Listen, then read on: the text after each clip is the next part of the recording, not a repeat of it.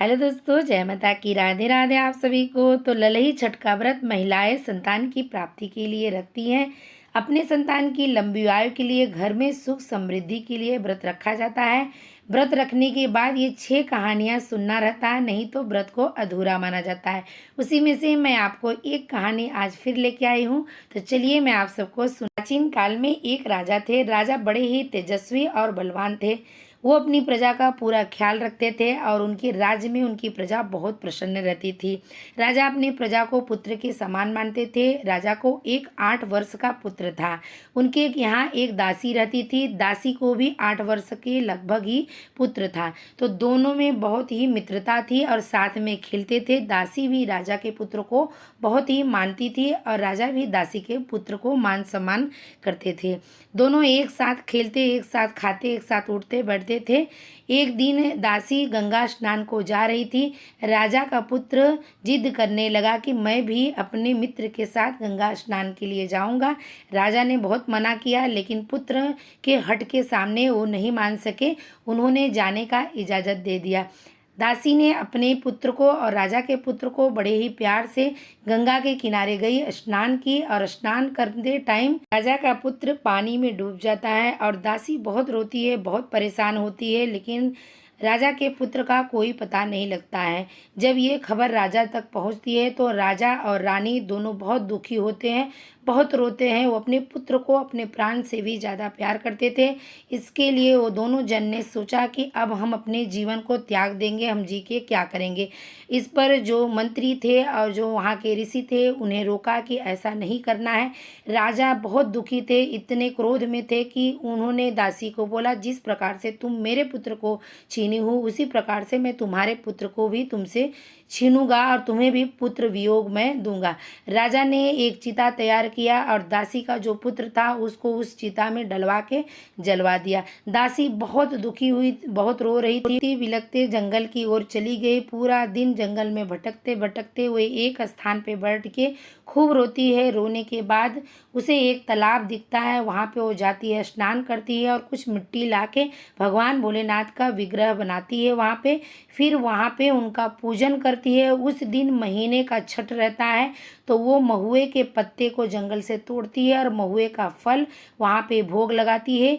जो तालाब से चावल निकलता था, तिन्नी के चावल, वही वो खाती थी। इसी प्रकार से वो अपना जीवन बिताती थी और हर महीने का जो छठ आता था उसका पूजा इसी प्रकार से करती थी। करते करते महीने का 12 महीना बीत गया। मास का ललही छठ का व्रत आता है। दासी उसी प्रकार से उस व्रत का पूजन करती है और व्रत के प्रभाव से राजा का पुत्र जीवित गंगा जी में से निकल के राजा के दरबार तक जाता है। राजा इस चीज़ को देख के बहुत ही खुश हो जाते हैं और बहुत ही आश्चर्यचकित हो जाते हैं कि ऐसा कैसे हो गया। इसके लिए राजा ने बड़े बड़े संत महात्मा को बुलाया। जब उनसे पूछा गया तो वो अपनी दृष्टि से देखते हैं कि दासी जभी से जंगल में जाके वो व्रत कर रही है और छठ पूजा करती है। इसके लिए राजा का पुत्र जीवित होकर आ गया। संत महात्मा कहते हैं जब से दासी जंगल में गई है तभी से वो व्रत और तप कर रही है। आज उसने ललही छठ का व्रत बड़े ही विधि विधान से किया है। उसी के फल स्वरूप आपके पुत्र आपको वापस मिले हैं।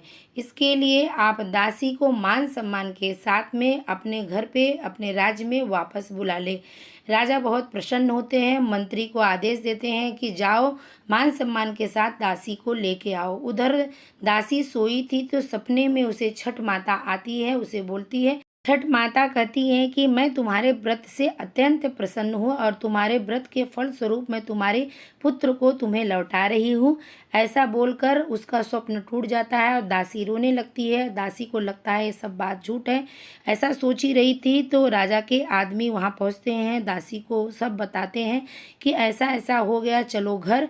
तो दासी को ये बात का विश्वास नहीं होता। लाख प्रयास करने के बाद जब दासी नहीं जाती है तो मंत्री राज्य की तरफ लौट जाते हैं।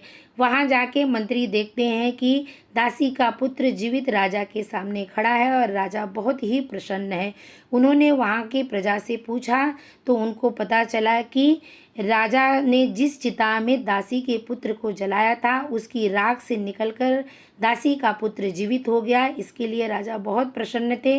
अब राजा ने पालकी तैयार करवाया और दासी को लेने के लिए वो स्वयं जाते हैं। राजा ने वहां जाकर दासी को सारी बात बताई और दासी से क्षमा मांगी। दासी राजा के साथ वापस आती है। आके देखती है तो राजा के पुत्र और दासी के पुत्र दोनों जीवित थे। दासी ये देख के बहुत प्रसन्न हुई। उसी दिन से राजा के पूरे राज्य में सभी ललही छठ का व्रत और पूजा और कहानी बड़े विधि विधान से सुनने लगे और सभी खुशी और प्रसन्न रहने लगे। तो बोलो ललही छठ माता की जय हो। अगर थोड़ा सा भी कहानी अच्छी लगी है तो चैनल को लाइक, सब्सक्राइब, बेल आइकन दबाना ना भूलना। जय माता।